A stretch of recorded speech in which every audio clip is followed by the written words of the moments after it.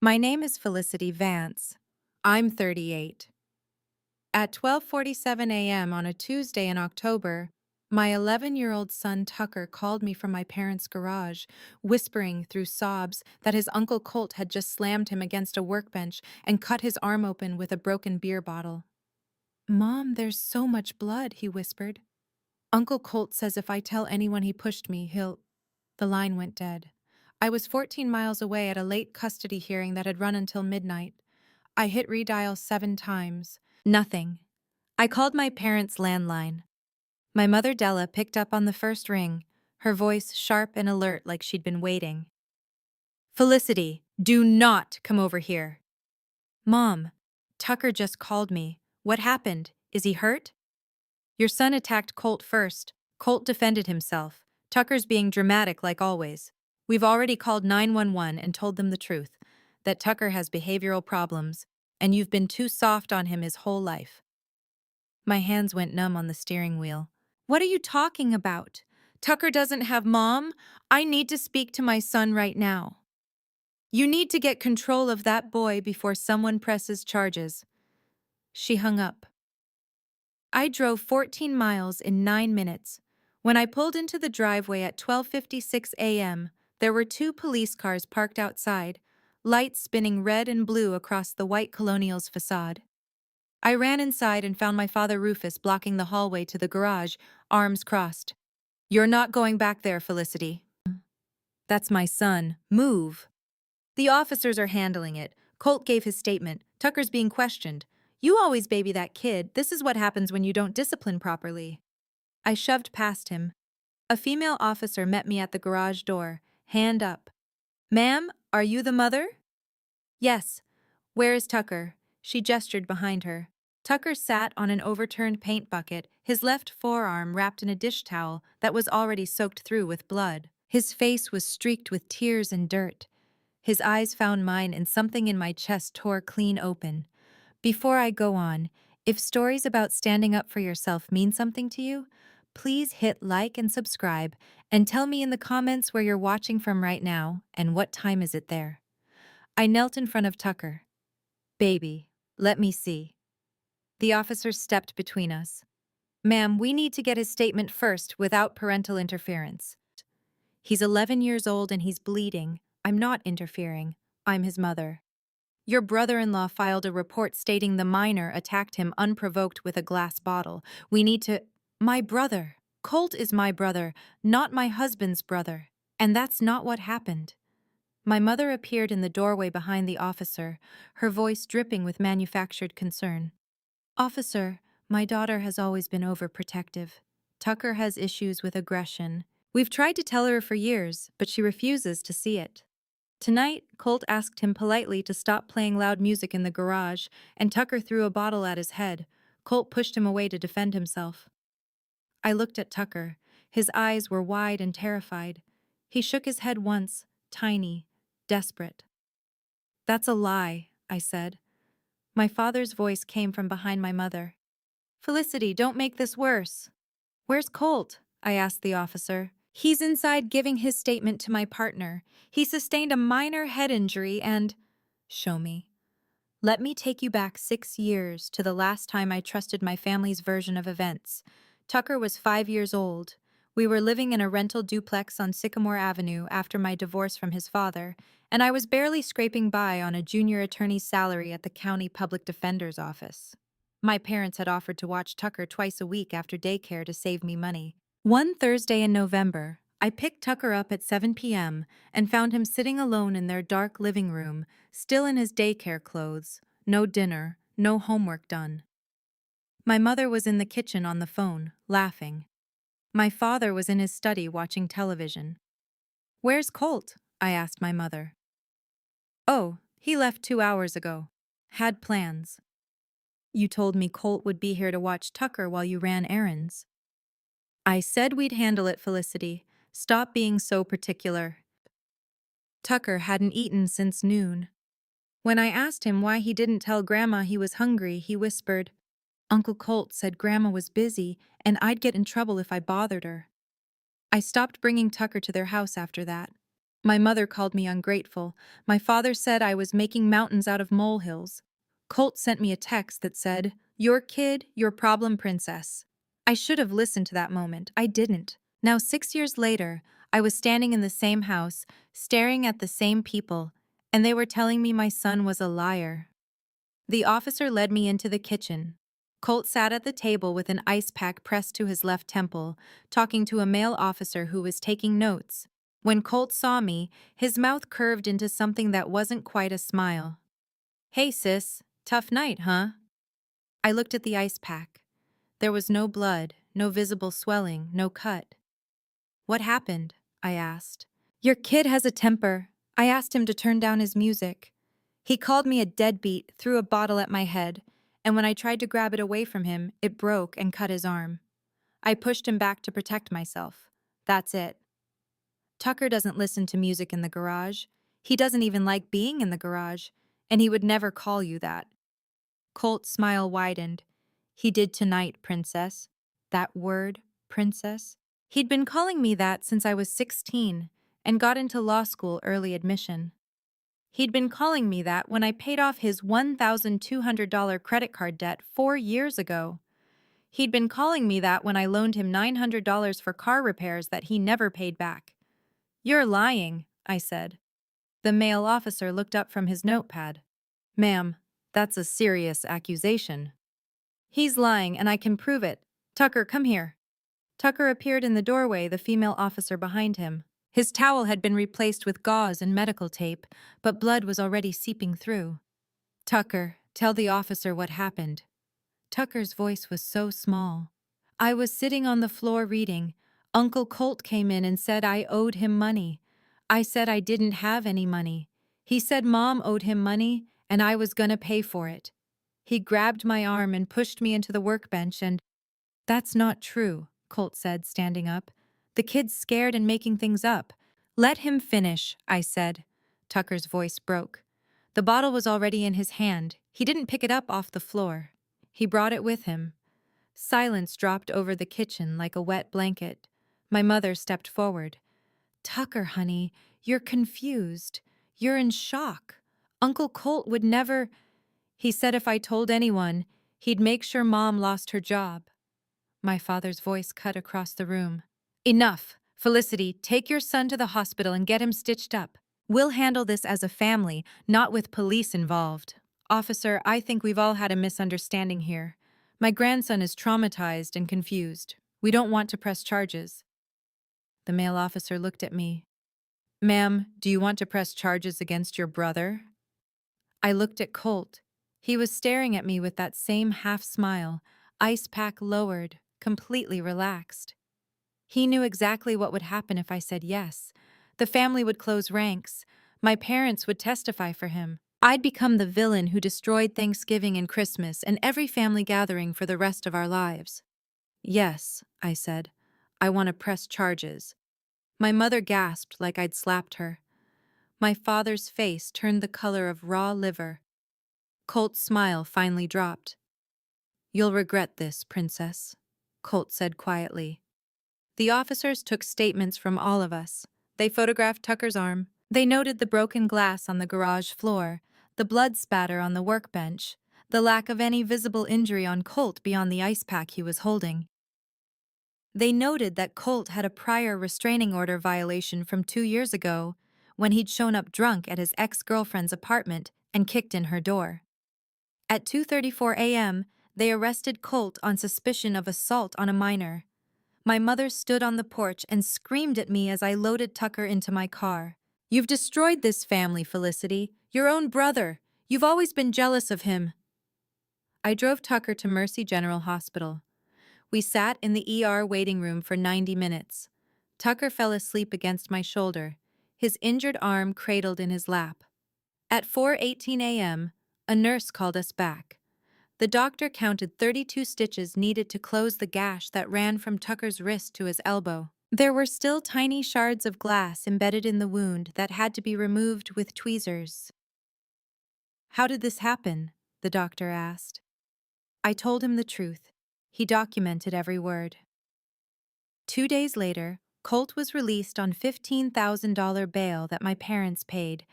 3 days after that, I received a text from my father. Family meeting Sunday at 2 p.m. You need to drop the charges and apologize to your brother. I didn't respond. Sunday at 1:47 p.m., my mother called. Felicity, we're all waiting for you. I'm not coming. You're being selfish. Colt made a mistake. He was stressed. He's your brother. He assaulted my 11-year-old son with a broken bottle. Tucker provoked him. Tucker weighs 73 pounds and was sitting on the floor reading a book. You don't understand what Colt's been going through. He's had financial troubles, and you've always been the one who got everything handed to you. College, law school, your fancy attorney job. I worked 3 jobs to pay for law school, Mom. And Colt has been struggling, and instead of helping him like family should, you're sending him to jail. I hung up. She called back 6 times. I didn't answer. That night, I sat with Tucker on the couch while he did homework. His arm was bandaged from wrist to elbow, 32 stitches hidden underneath. He kept his left hand tucked close to his body, like he was protecting something fragile. Mom? He said quietly. Yeah, baby? Are Grandma and Grandpa mad at me? My throat closed. No, sweetheart. They're not mad at you. Uncle Colt said I ruined his life. When did he say that? Before you got there, after he pushed me. He said if I told anyone, I'd ruin his life and it would be my fault. I pulled Tucker against my side, careful not to touch his injured arm. Listen to me. None of this is your fault. Not one single bit. You understand? He nodded, but I could feel him shaking.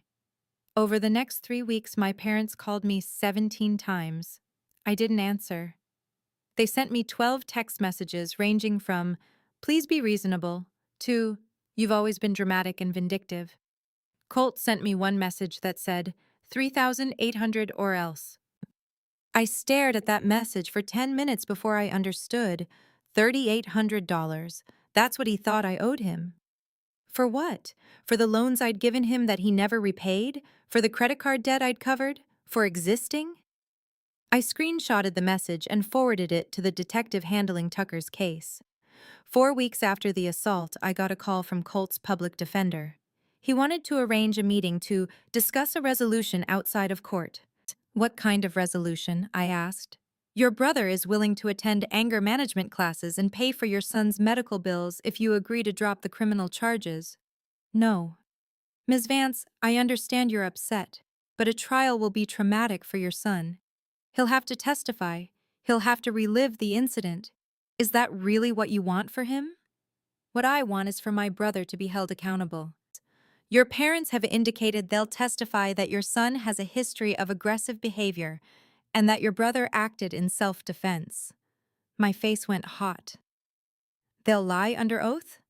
They'll testify to what they witnessed and what they believe to be true. I hung up. That afternoon, I walked into my supervisor's office at the county public defender's office and resigned. She stared at me like I'd announced I was joining the circus. Felicity, you're one of our best attorneys. What's going on? I need to do something different. Different how? I didn't have an answer yet. I just knew I couldn't keep defending people accused of crimes while my own family was covering up an assault on my child. I spent the next 2 months working part-time contract hours and living off savings while I figured out what came next. Tucker started therapy twice a week. He had nightmares about broken glass. He stopped sleeping with his left arm above the covers. I kept waiting for my parents to call and apologize. They didn't. Instead, I got a letter in the mail from my mother's attorney informing me that they were filing for grandparents' visitation rights because I was alienating them from their grandson due to a minor family disagreement. A minor family disagreement. I read that phrase 11 times. Then I called a family law attorney I'd worked with on custody cases and asked if she could recommend someone who handled grandparents' rights disputes. She gave me a name, Rebecca Orshan. Rebecca's office was in a converted Victorian house on Maple Street. She was in her mid-50s, gray hair pulled back in a bun, reading glasses on a chain around her neck. She listened to my entire story without interrupting. When I finished, she leaned back in her chair. Do you have documentation of the assault? Police report, hospital records, photographs of Tucker's injuries, witness statements? What about your parents' involvement? Text messages, voicemails, the bail payment they made? The text from your brother, 3,800 or else, do you know what that refers to? I think he has gambling debts. He's been asking me for money on and off for 2 years. Rebecca made a note. I'll need copies of everything. The good news is that grandparents' rights cases are difficult to win in this state, especially when there's documented harm. The bad news is that this will get ugly. It's already ugly. It's going to get uglier. She was right.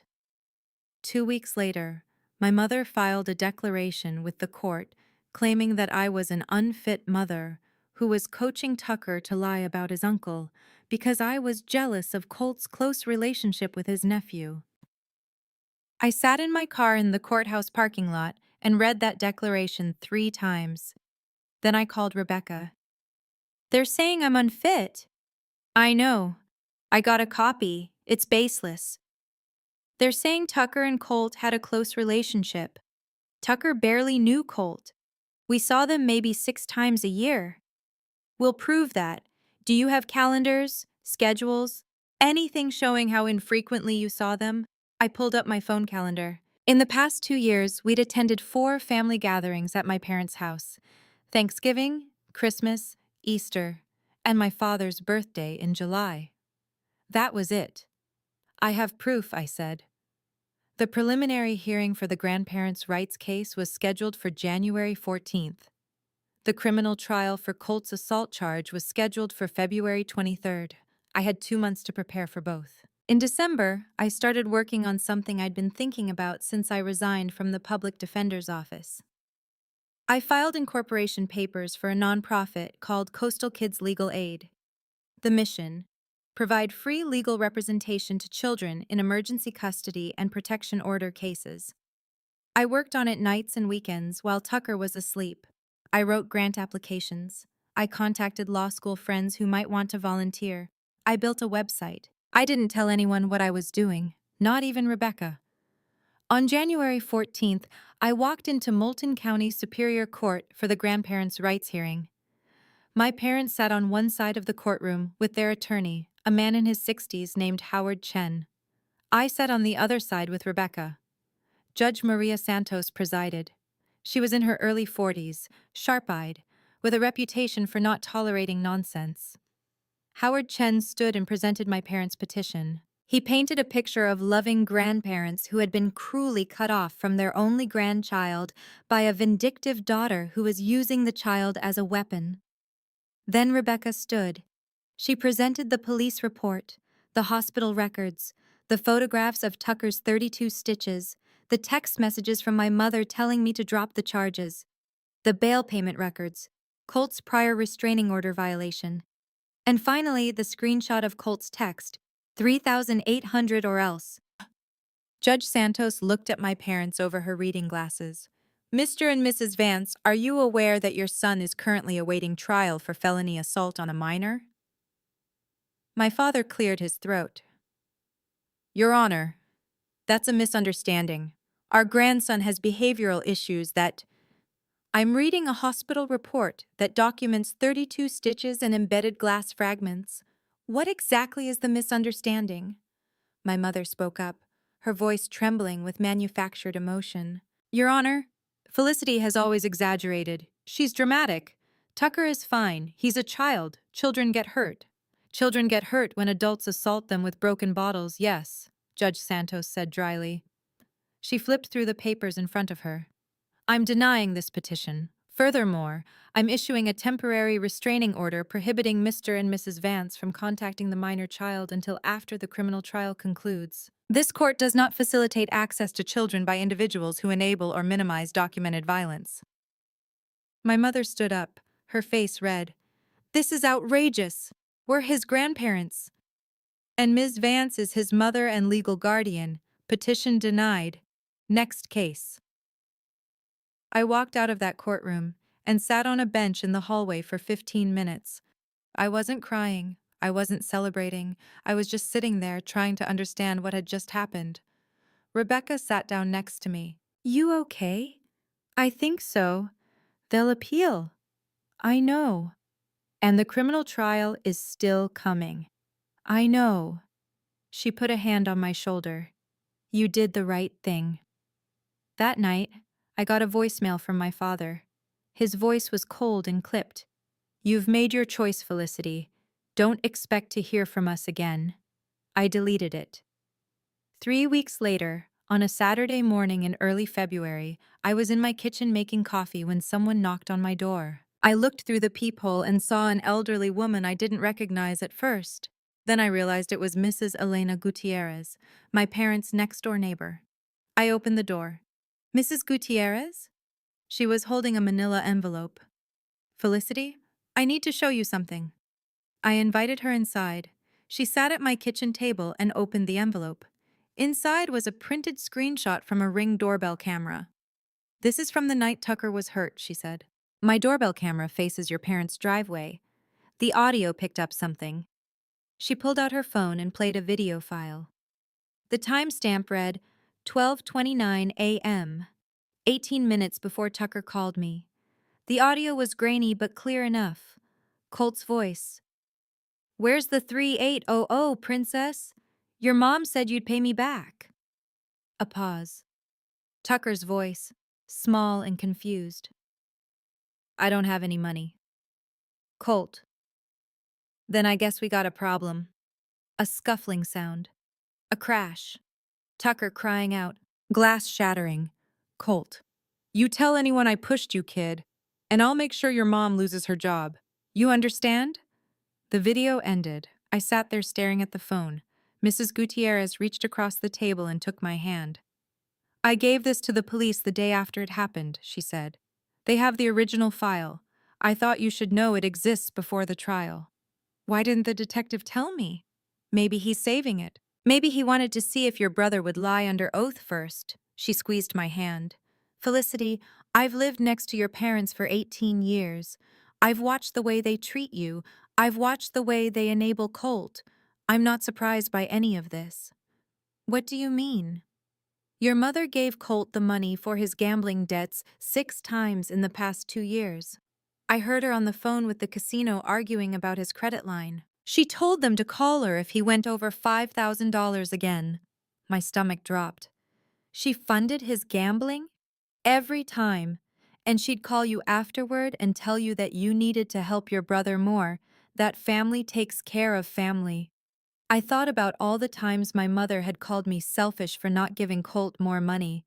All the times she'd told me I was the one who got everything handed to me. She'd been giving him thousands while telling me I wasn't doing enough, Mrs. Gutierrez stood up.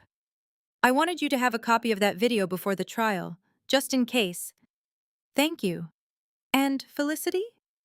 She paused at the door. I'm sorry I didn't speak up sooner. I thought it wasn't my place. I was wrong. After she left, I sat at my kitchen table and listened to that video 17 times. I heard my brother threaten my son. I heard my son's fear.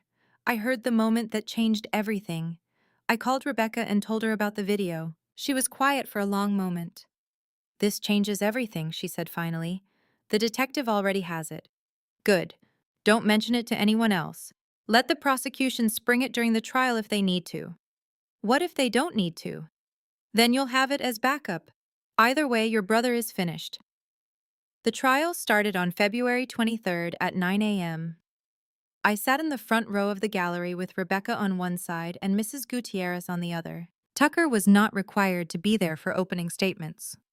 The prosecution was being handled by ADA Kimberly Tran, a woman in her early 30s with a reputation for taking child abuse cases personally. She stood in front of the jury and laid out the facts: the assault, the injuries, the false police report, the threats. Then Colt's public defender, a man named Morris Webb, stood and told a completely different story. He said Tucker was a troubled child with behavioral problems. He said Colt had acted in self-defense when Tucker threw a bottle at him. He said the prosecution was turning a family disagreement into a criminal case. I wanted to scream. The prosecution called witnesses first, the police officers who responded to the scene, the ER doctor who treated Tucker, the nurse who documented the glass shards embedded in his arm. Then they called Tucker. He walked to the witness stand in his nicest khakis and a button-down shirt I'd ironed that morning. He looked so small sitting in that chair, his left arm still bandaged, even though the stitches had been removed 2 weeks earlier. Ada Tran walked him through the events of that night. Tucker's voice was steady but quiet. He described sitting on the garage floor reading, Colt coming in angry, the demand for money, the push, the broken bottle, the threats. Morris Webb stood for cross-examination. Tucker, have you ever gotten in trouble at school? Objection, Ada Tran said. Relevance. Goes to credibility, Your Honor. Overruled. Answer the question, Tucker. Tucker nodded. Once in 3rd grade, I pushed a kid who was bullying my friend. So you have a history of physical aggression? Objection. Ada Tran was on her feet. Sustained. Rephrase, Mr. Webb. Tucker, isn't it true that you don't like your Uncle Colt? Tucker looked at me. I gave him the smallest nod. I don't know him very well, Tucker said. We don't see him much, but when you do see him, do you like him? He makes my mom sad. That's not what I asked. No, Tucker said quietly. I don't like him. Because he makes your mom sad? Because he's mean to her. Morris Webb smiled like Tucker had just handed him a gift. So you wanted to get your uncle in trouble because you think he's mean to your mother? Tucker's voice got smaller. No, I wanted to tell the truth.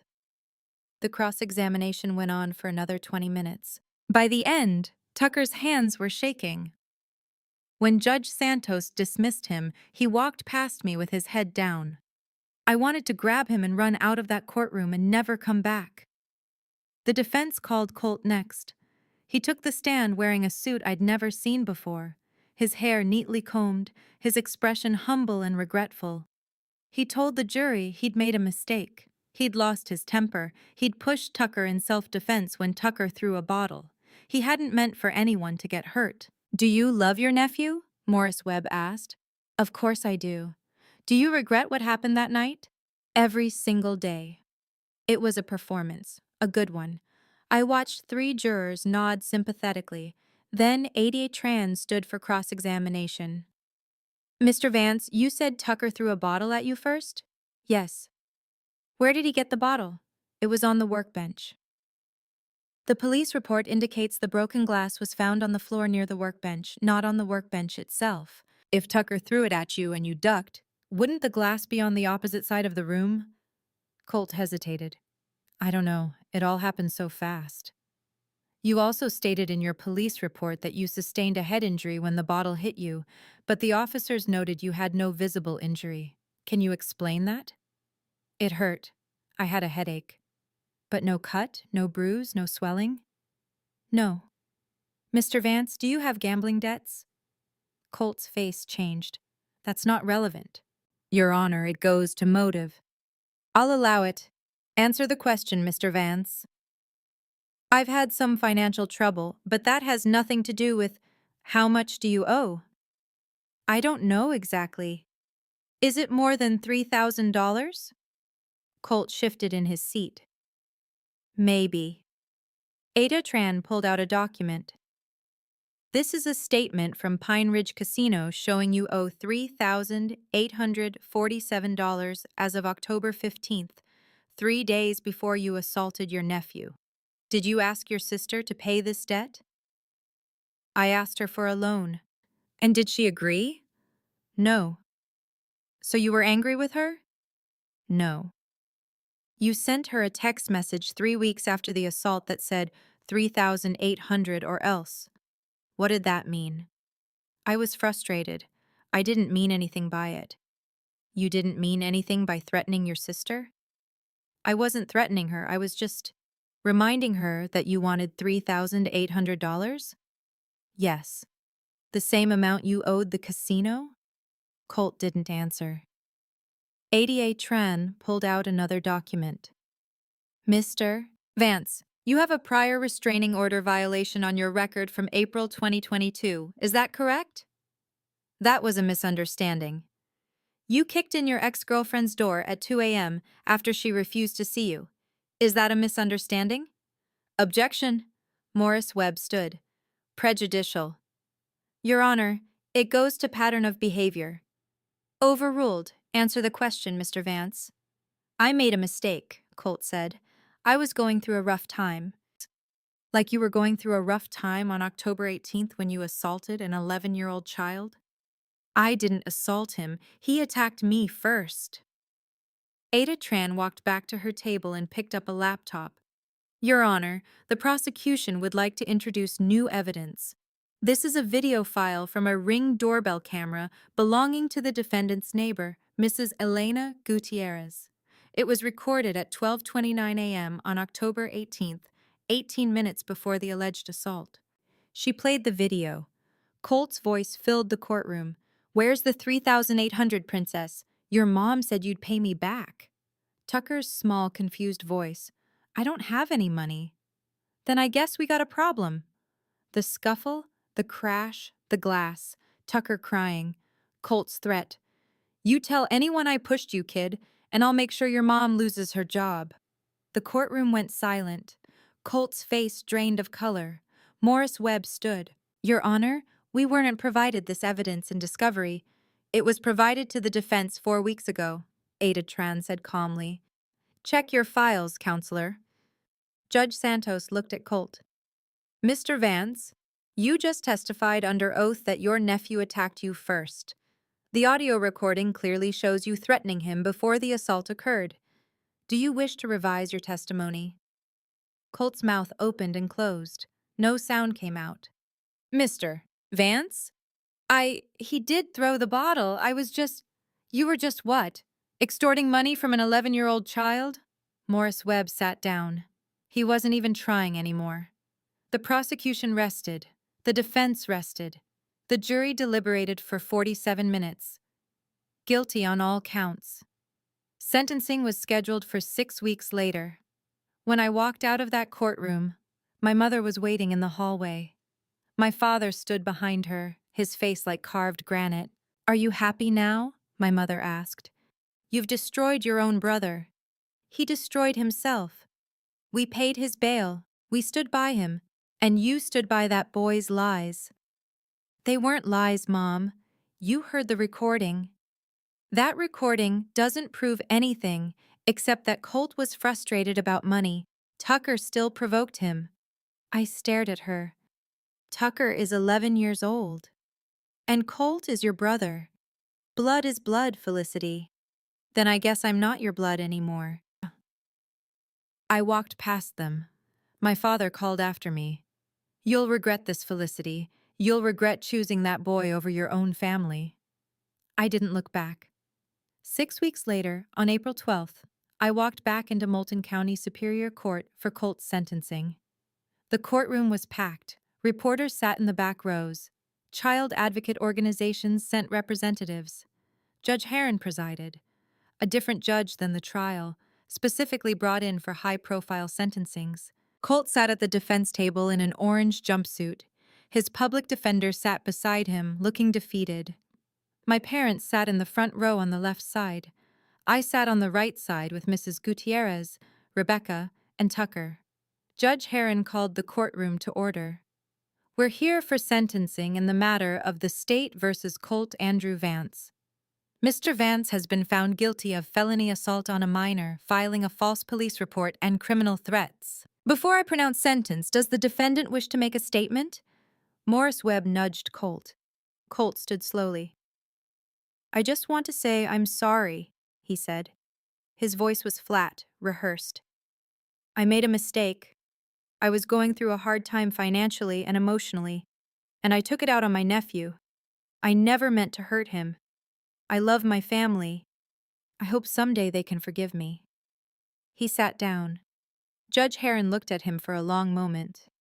Mr. Vance, you didn't make a mistake. Mistakes are accidental. You made a series of deliberate choices. You chose to threaten a child. You chose to assault him with a weapon. You chose to file a false police report. You chose to lie under oath. Those are not mistakes. Those are crimes. Colt's shoulders hunched. However, Judge Heron continued, before I pronounce sentence, I understand there is additional evidence the court should hear regarding the defendant's motive and the involvement of other family members. Yezidi Tran stood. Your Honor, the prosecution has obtained financial records showing that the defendant's mother, Della Vance, made 6 separate cash deposits totaling $18,400 into the defendant's bank account over the past 2 years. These deposits coincide with the defendant's gambling activities at Pine Ridge Casino. Additionally, we have phone records showing that Mrs. Vance contacted the casino on the defendant's behalf on 4 separate occasions to negotiate payment extensions. My mother stood up in the gallery. That's not illegal! I was helping my son! Judge Heron's voice cut like a blade. Sit down, Mrs. Vance, or you will be removed from this courtroom. My mother sat. Ada Tran continued. Furthermore, the prosecution has evidence that both Mr. and Mrs. Vance were aware of their son's prior restraining order violation and yet allowed him unsupervised access to their 11-year-old grandson on the night of the assault, Mrs. Vance's statement to police on the night of the assault claimed that Tucker had behavioral problems and had attacked Colt first, statements that were proven false by both physical evidence and audio recording.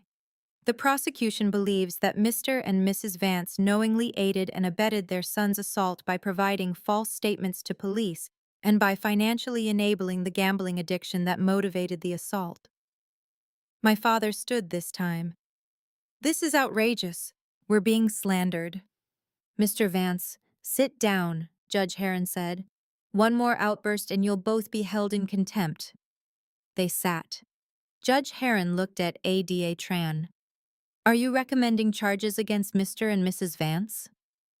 Not at this time, Your Honor. However, we are recommending that the court consider their involvement when determining the appropriate sentence for their son. Judge Heron nodded.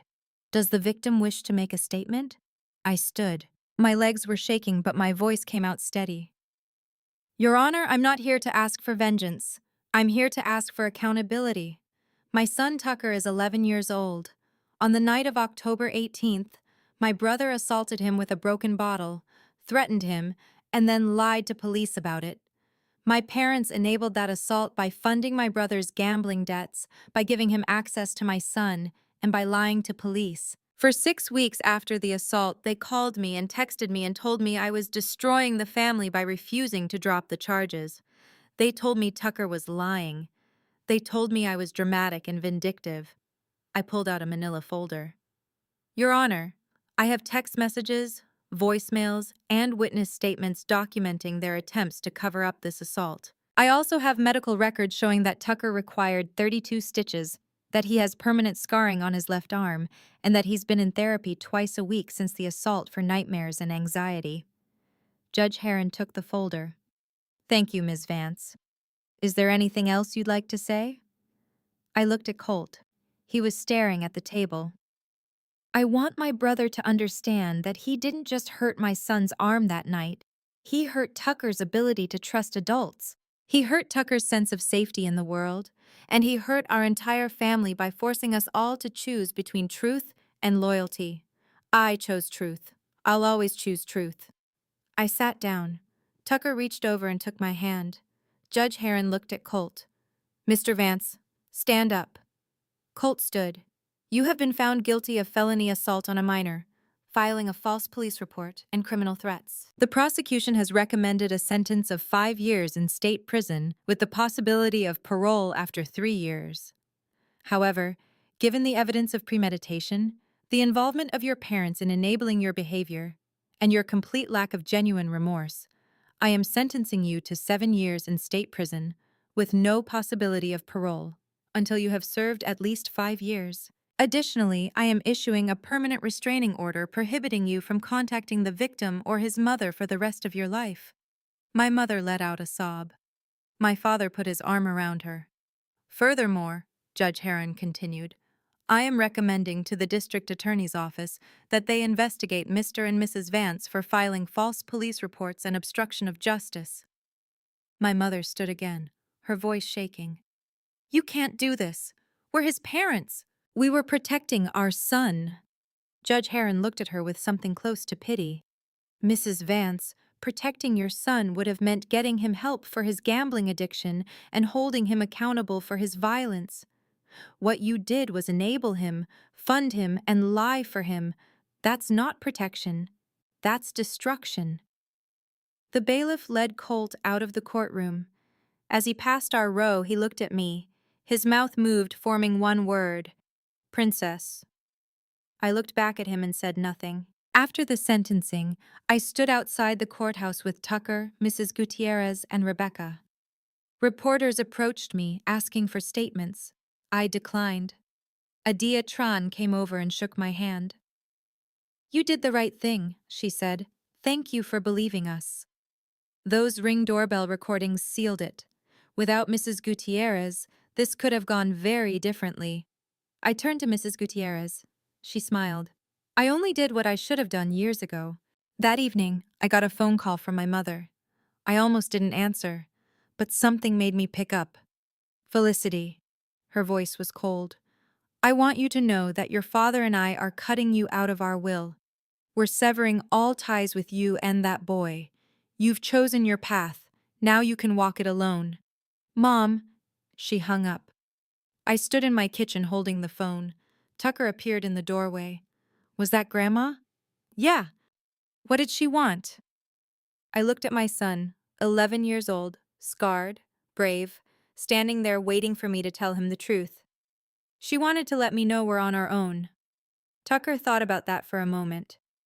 We were already on our own, Mom. He was right. 6 months later, I stood in a small office space on Harbor Avenue, hanging a sign on the door. Coastal Kids Legal Aid, nonprofit. Free legal services for children in emergency custody cases. We'd served 43 families, secured 12 permanent guardianships, filed 68 emergency protection orders. Our first annual report featured a photo of Tucker on the cover, his arm healed but scarred, holding a sign that said, "Kids deserve safety, not silence." Rebecca joined our board of directors. Mrs. Gutierrez volunteered as our community liaison. Adia Tran sent us referrals from her cases. We'd also secured our first major grant, $125,000 from a child advocacy foundation. Enough to hire 2 full-time attorneys and rent a bigger office. Tucker started 6th grade. He made the honor roll. He joined the debate team. His therapist said he was making remarkable progress. And I never heard from my parents again. Some people would call that sad. I call it peace. One Sunday afternoon in early November, Tucker and I drove to the cemetery where Mrs. Gutierrez was buried. She'd passed away 3 months after Colt's sentencing, peacefully, in her sleep, at the age of 84. We brought flowers, white roses, her favorite. Tucker placed them on her headstone. Do you think she knows what we're doing with the nonprofit? I think she'd be proud. I wish I could tell her thank you. She knows, baby. She knows.